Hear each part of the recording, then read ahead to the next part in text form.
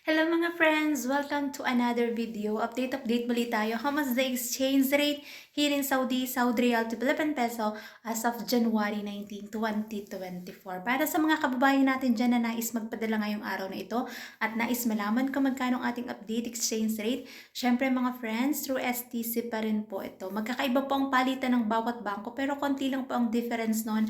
At least magkakaroon kayo ng idea kung magkano ang ating update exchange rate ngayong araw ng Friday, January 19, 2024.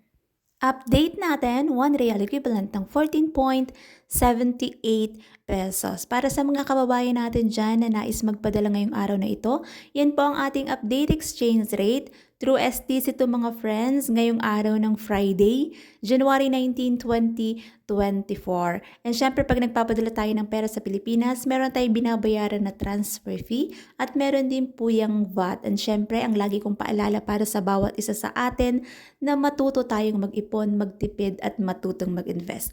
Maging habit natin mga friends ang pag-iipon dahil para din naman yun sa ating future. Kasi nga mahirap ang buhay dito sa ibang bansa pero kailangan nating magtiis at magtiyaga. So habang nandito pa tayo at nagtatrabaho at malakas pa ang ating katawan, matuto tayong mag-save para sa ating kinabukasan. So that's it for today's video mga friends.